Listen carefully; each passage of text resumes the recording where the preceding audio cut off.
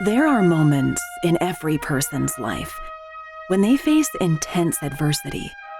They're crucibles that forge who they become as individuals and as leaders. Now more than ever, we need leaders who are called to a higher standard, focused on leaving it better than they found it, and paying it forward to the next generations. Now, let's join Fire Chief Randy Brugman as he speaks with leaders from all walks of life, as he explores and learns from their personal journeys and the crucibles that have forged them into better leaders and better people. Well, thanks for joining me on another episode of the Leadership Crucible podcast. You know, the role and responsibility of a fire chief extends far beyond running the department. Ultimately, you feel a responsibility to provide for the safety of the people not only that work for you, but also everyone in the community. Today, it's an honor to have with us Dr. Reginald D. Freeman, the 37th Fire Chief for the City of Oakland, California. Prior to Oakland, Chief Freeman served as the Fire Chief Emergency Management Director for the City of Hartford, Connecticut, and Fire Chief for Lockheed Martin. He also served as a civilian Fire Chief in Iraq for the U.S. Department of Defense from 2004 to 2008. He has worked in a number of fire service capacities in his career, including firefighter, emergency medical technician, fire captain, fire service instructor, assistant chief, and fire chief. Chief Freeman formerly served as a commissioner for the Commission on Professional Credentialing from 2010 to 2016 and as chairman from 2016 to 19. Chief Freeman is a credentialed chief fire officer through the Center for Public Safety Excellence, as well as a fellow with the Institution of Fire Engineers. He is the Director of Training for the Caribbean Association of Fire Chiefs, serves as the Area 7 Director for the California Fire Chiefs Association, and is on the Board of Directors of the National Fire Protection Association and the Center for Public Safety Excellence. He's an adjunct professor for Anna Maria College, Capital Technology University, and the University of Florida, where he lectures in both undergraduate and graduate fire science and public administration programs. Welcome, Chief Freeman, to the Leadership Crucible. It's an honor to have you on the show today, and welcome, my friend. It's good to see you. Honor, privilege is always mine, Chief. Thank you so much for having me. Well, thank you. You know, I know you've faced situations in your life that have really tested you and have helped to shape who you have become as a leader and as a and as a person. So would you like to share a couple of those today for the audience about what some of the things that you went through, especially as a young firefighter? Sure. Thank you so much for that, Chief. And, 21 years in the game, it feels somewhat awkward even saying that. It feels like just yesterday I put the uniform on, but my career started in Mississippi in 2001. And I had some challenges. I had some challenges as the only African-American firefighter for my respective organization. And that racism, that bigotry, that discrimination, it really, really, really put me on a pace or a track to accomplish things that I didn't even think was possible. Just purely motivated to be the best firefighter I could possibly be in spite of how I was being treated. And so, that fueled my ambition to pursue certifications, to be mentored by a very, very competent senior firefighter, and just listened a lot more than I spoke. As the old saying goes, you have two ears and one mouth. You should be listening twice as much as you're talking. So I really took heed to that and was protected by the senior firefighter amongst everything else that was going on. And so fast forward, after leaving Mississippi, I go to Iraq, and I'm a civilian fire chief working for the government.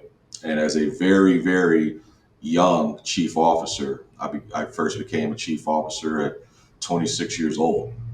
There was a lot I did not know.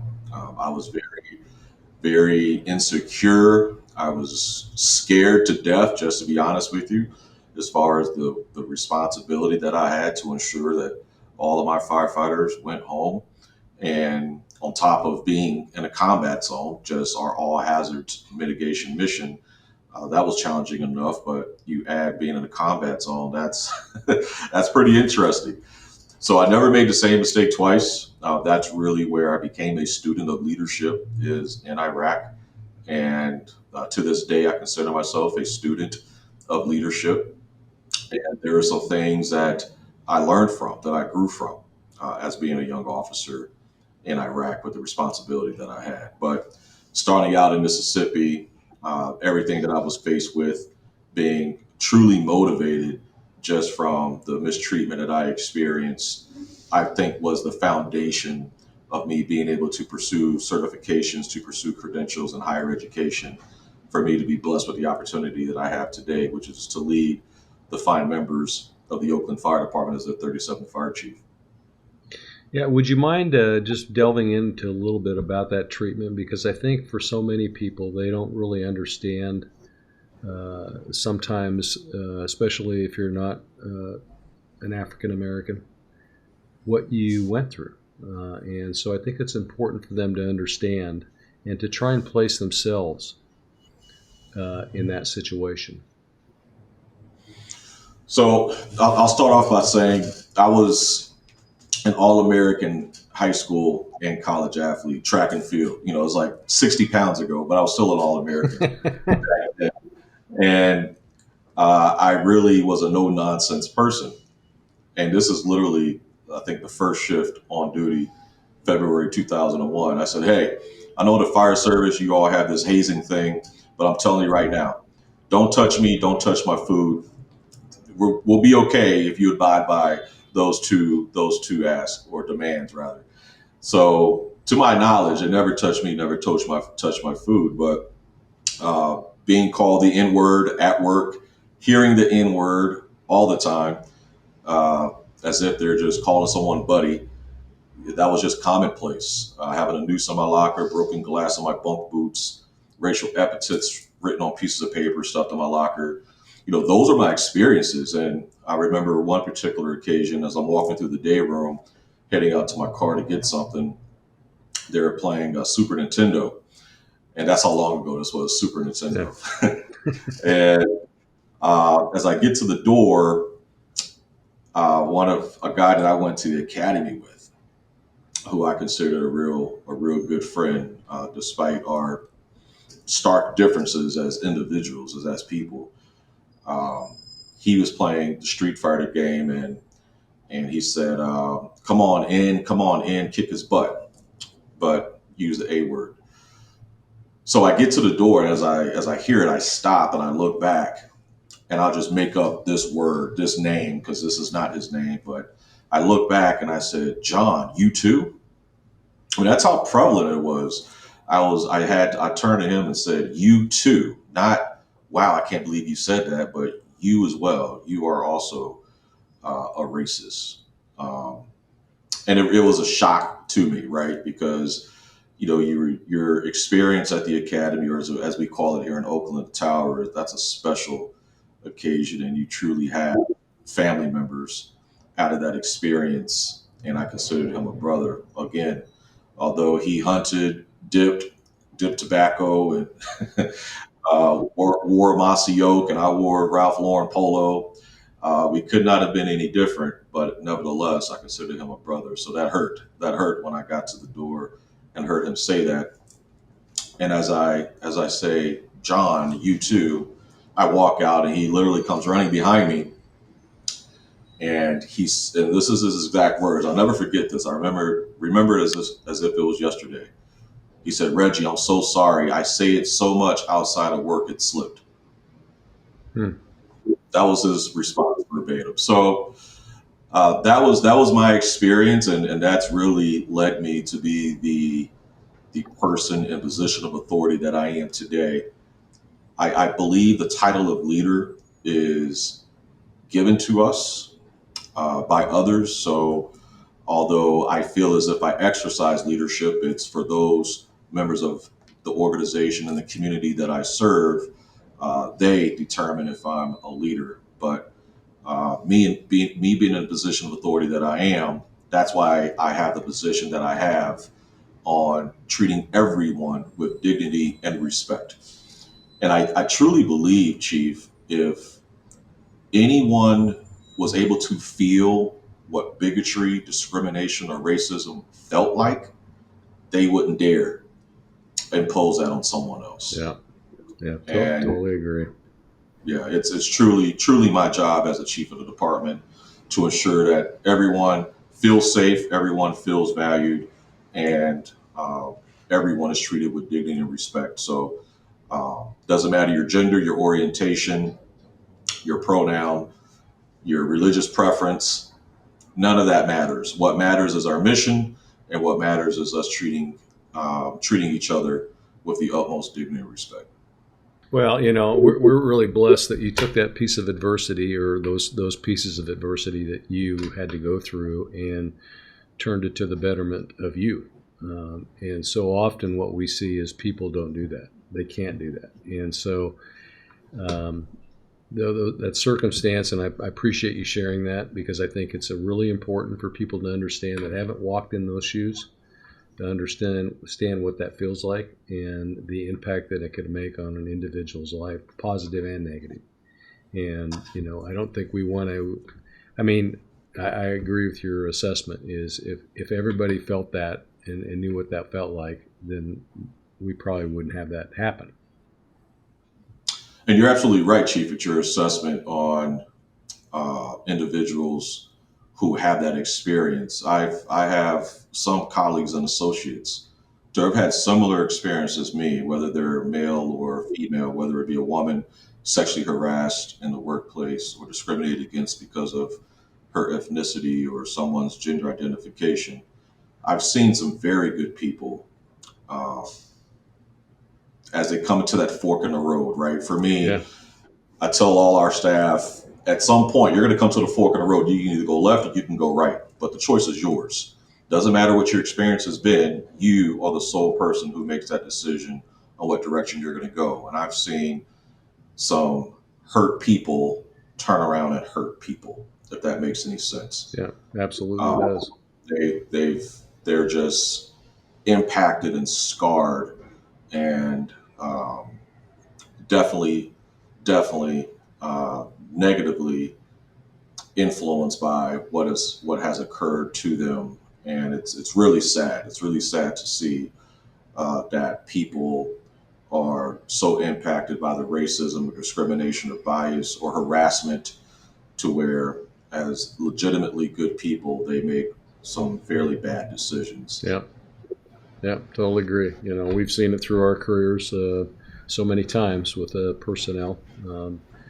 Maybe not due to those factors, but other factors. And it's sad to see somebody go down that wrong fork in the road, isn't it? Yeah. And some of it is, and what I was looking for, Chief, actually, is untreated mental health. They're negatively impacted to the point to where it's impacting their mental health, and they make some pretty poor decisions because of that lack of treatment. Yeah.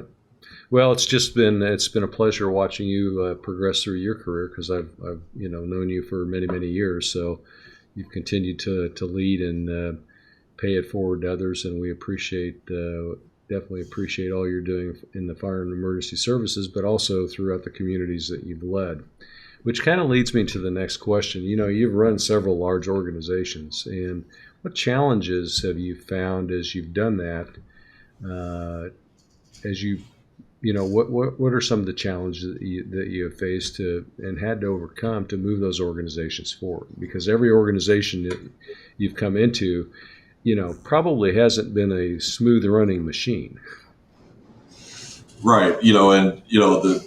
I'm very blessed and fortunate, as you mentioned, Chief, to lead some phenomenal organizations. And I'd say the best part of every experience has been the firefighters, has been the people. But I can tell you right now, the biggest challenge is culture.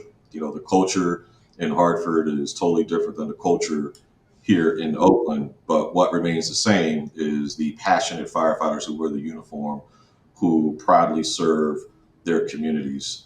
And and so, as it pertains to culture and then change, right? I truly believe any person in a position of authority cannot effectively start the change process without first becoming part of the culture. First there's a level of understanding, and then secondly, you have to certainly intertwine yourself with any and all things within your respective team, because that just gives you legitimacy from every member of the organization when you take the time to listen to understand instead of just listening to respond. Yeah. I mean, it's culture's a big issue not only in the fire and emergency services, but it is for every organization. And the investment of our time, talent, and treasure into building that organizational culture, whatever your organization does, is absolutely critical. And sometimes I think as leaders we overlook that. That's right. Most definitely. It's very, very easy to do as we get caught up with the emails and the meetings and the deadlines. But if we really lean on the most important person in the fire department, which is the firefighter, as well as the most critical person, which is the company officer, to try to bring solutions to our problems, will be a better organization for it. Yeah. And for the private sector, those mid-level managers, just like our captains and lieutenants in some departments, are often overlooked, but they're the linchpin. They're the ones that are actually meeting the customer every day. Absolutely. Yeah. Absolutely. So what they're doing, running their in our case, the firehouse, or if it's in a private sector, running their division or their work group, if they're doing a poor job, it's going to surface at some point in a much more dramatic fashion.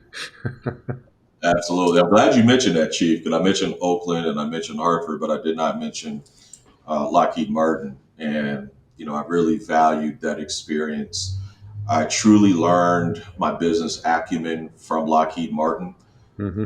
Fortune 50 organization, very high expectations of all of its employees, and the mission was front and center and the most important element of what we did at Lockheed Martin, and that was to take care of those who protect us on a daily basis, which is our military. So my business acumen certainly came from Lockheed Martin. So thank you to Lockheed Martin for showing me what right looks like administratively. Yeah. So you've been involved in professional development as much as you have organizational development. So can you tell us a little bit about that? Sure. No, and my passion for professional development started with me in my career early on. My fire chief did not give me the opportunity to go to classes on the department's time. I had to use my own time to get my rope rescue tech, my hazmat tech, my confined space rescue tech, vehicle and machinery extrication tech, you name it. I had to use my own time. And so to this day, that's why I do what I can to take care of the firefighter by at least covering their time if I can't even cover the class. But I'm so glad, Chief, you said professional development and not officer development, because I think it was maybe 12 years ago we used to predominantly say officer development, and I never agreed with that. Because when we say officer development, we're leaving out the firefighters and we're leaving out our civilian members of the organization. And a professional development program is all encompassing. It doesn't matter if you work in janitorial services, the fire marshal's office, or firehouse. A professional development program is for every member of the team. And so taking that same proactive attitude I had as a young, hungry, ambitious firefighter who just wanted to better myself to be the best emergency responder I could possibly be, and having a lot of roadblocks, I try my best to ensure that no other person has to feel the same way that I did. And so now, fast forward through several organizations that I've been a member of, we have collaboratively built and designed, implemented robust professional development programs, and that's done between labor and done, of course, between management as well. Yeah, and I think professional development, and I think you brought up a key point. It's not only about those that are pursuing a managerial or leadership position.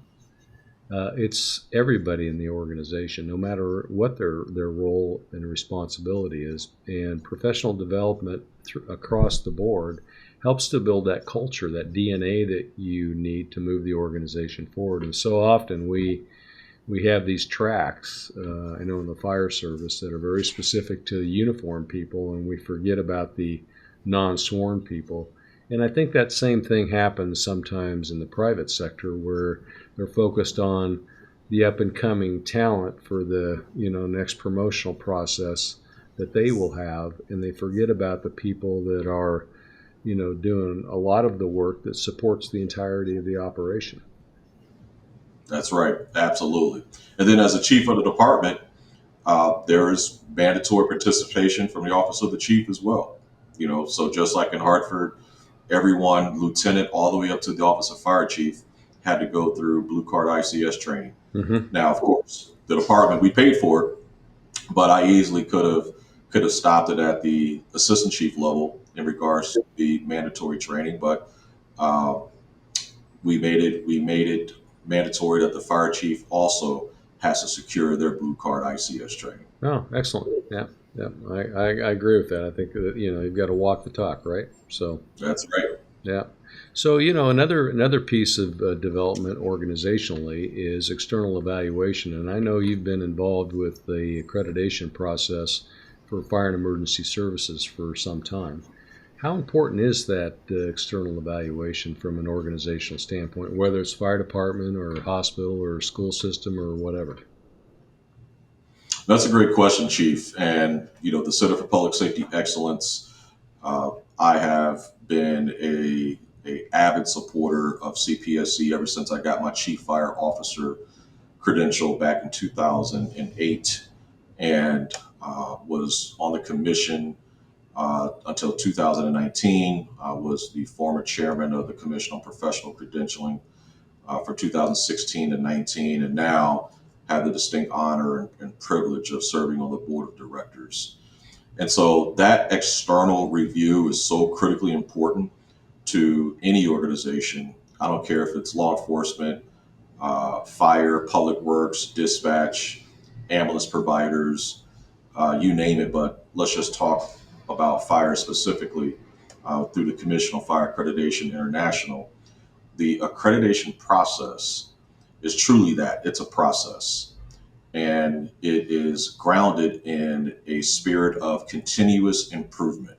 Yeah, and I think that's, I would hope that every fire and emergency services throughout the country would engage in this, because I think it's an extremely valuable process to improve your organization. I mean, we've both been through it as chiefs in our organizations that we've led, and even if you think your organization is really, really good, once you start to dig in and really ask those difficult questions about things like, are our outcomes appropriate? Are we achieving the outcomes that we are trying to achieve?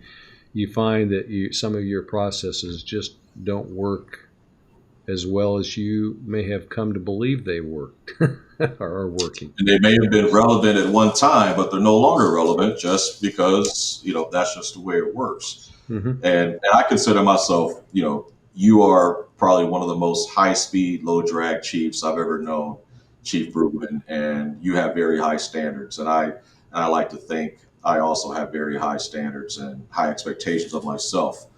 And the accreditation process is very humbling. There's a few occasions as we were going through the critical criterion, and my accreditation manager comes back with the list and says, "All right, Chief, we need to do A, B, C, D." I'm like, "We're not already doing this? I thought we were doing this already."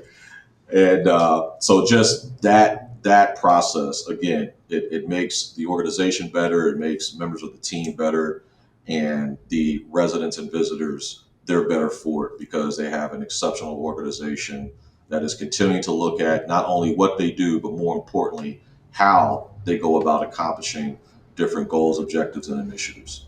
Yeah, no, a good point. I think that one of the things as the process was developed, we went out and looked at other accrediting processes with the hospital, school systems, and universities and things like that, and gleaned from that. But what I've always shared with the folks that I've worked with is, would you go to a hospital to have major surgery if it wasn't accredited? Or would you send yourself to a university if it wasn't accredited?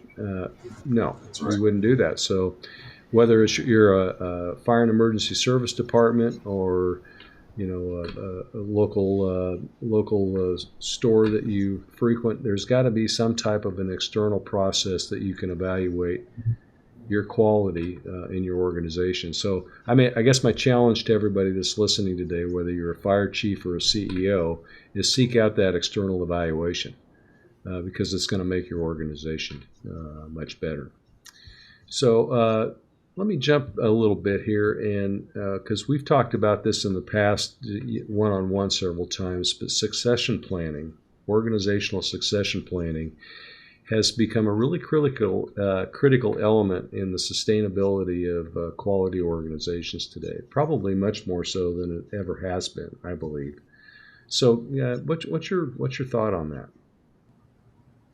And thank you for that question, Chief. I really believe that, as we already mentioned, professional development program. So there's something that I first introduced to Fire and Emergency Services roughly 11 years ago in an article I wrote for Fire and Rescue Magazine. It's called Tri-Advancement Planning.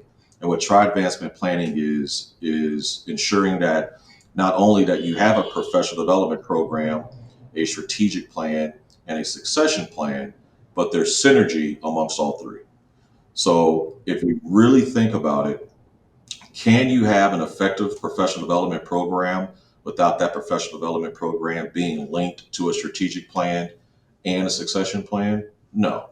And you can do that for any one of those three elements. You can ask yourself that question and you're going to come to the same conclusion. And it's very, very important for today, not only in the workplace, but specifically in the fire service and our firehouses, where we have 4 different generations. And of course, me being a Gen Xer, one of the best generations that we've ever seen.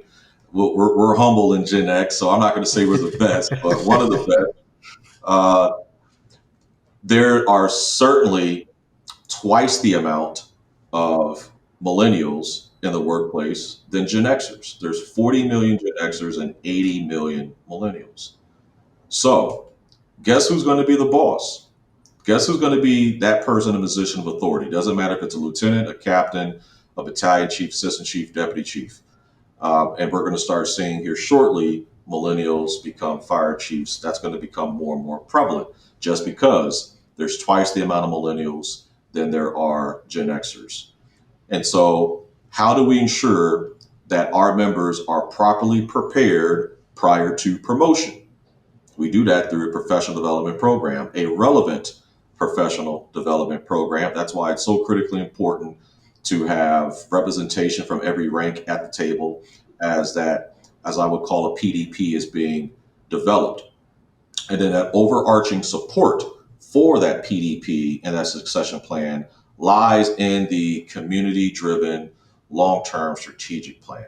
That's where you'll be able to document not only the need with the goal, you document how you're going to go about establishing or maintaining the PDP and succession plan through the objective, and then of course the how through the initiative. So it's so critically important to have all three, and that succession plan piece, whether we like it or not, fellow Gen Xers and even our baby boomers, the millennials and Gen Z, they're coming. So if we love our profession as much as we love our profession, it is our job to ensure that they are properly prepared for the next level of responsibility prior to them being promoted. We do that by ensuring that the succession plan is in place, the PDP is in place, and the strategic plan is in place, but all three talk to each other. Yeah, those are excellent points, and I think that those three elements could be taken to across the board to any business organization, public, private, nonprofit, because they all face the same issues. Private business owner that has built his business up or her business up over a period of years, getting ready to retire, if they don't have that good strategic plan in place along with the development of their people and who's going to take their place? Sometimes those businesses just fail. They just go away, Absolutely. which is unfortunate. And the same is true with nonprofits. We've seen it. I mean, in every community I've worked at, when a really significant nonprofit leader departs to take another job or retire, there hasn't been succession planning, and that nonprofit flounders, and we've seen it. So it's really critical issues that you bring up. So again, professional development, strategic planning, tied to succession planning. Those three elements. Correct? Absolutely. Absolutely. And, one thing that we just started doing here in Oakland, Chief, we call it left seat, right seat. And that's for our captains. And we're starting off with the rank of battalion chief, but we're going to um, eventually start utilizing the left seat, right seat philosophy at the lieutenant and captain's rank as well. But what left seat, right seat is that captain who is not just on the eligibility list, but just may have recently been promoted for their first 30 days after they are promoted to the rank of battalion chief, they are riding with a senior battalion chief, and they're being shown the ropes. Yeah. They're riding, riding to emergencies. They're doing telestaff, doing all the admin and the paperwork that's required. Just having that face time for that entire shift to be able to ask any questions that need to be asked and be able to see for themselves exactly what the job entails. So that is the culmination of making sure that they are properly prepared prior to promotion. Because prior to that, there are task book they have to complete and training that they have to complete. But before they actually hit the street on their own as a battalion chief, that 30-day window, that left seat, right seat, has been we've discovered has been very helpful and beneficial to our battalion chiefs. Yeah, I mean that's really I think a great program, and it's that job shadow concept is really critical. I mean, look at the roles that we stepped into. Our first chief's position, you don't know what you're doing.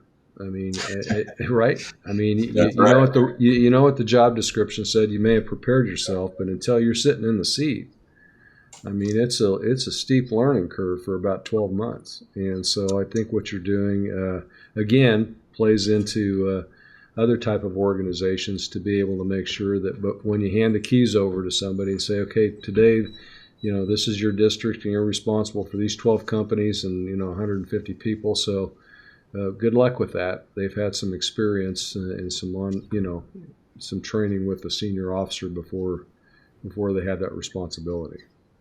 Absolutely. Yeah, and thank God I'm a seasoned fire chief when I got this job, chief, because I got here. I had a desk, computer, a chair, and a telephone. That was it. So I had to figure it all out on my own after that. But thank goodness I came in as a seasoned chief already, because I would have been in trouble if this would have been my first tour as a five chief.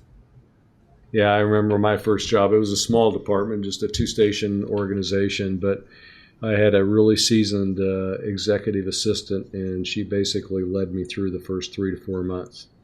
And if I wouldn't have had that, I would have really, really struggled. Yeah, you're right. I mean, sometimes you just have to sit in the seat to learn the job, and it would have been really nice to job shadow a fire chief for about 6 or 8 months. To have that preparation to step into that role. So That's right. yeah. So final question.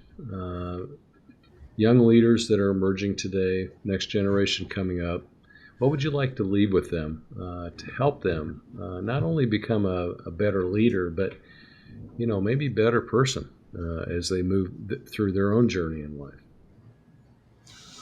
I'd say, chief, first and foremost, remember the tip. Don't take it personal. I see a lot of great people put themselves in situations and scenarios that are undesirable, or do things or say things that they can't take back because they responded emotionally. So just know that when you are in a position of authority, uh, whether we like it or not, there's going to be people that are going to say mean and ugly things about you, and that is okay. That's called life. That's called human nature. But don't take it personal. Don't respond or react. Everything does not warrant a response or a reaction. And so that's, I would say, is number one. Number two, remember it is a marathon and not a sprint.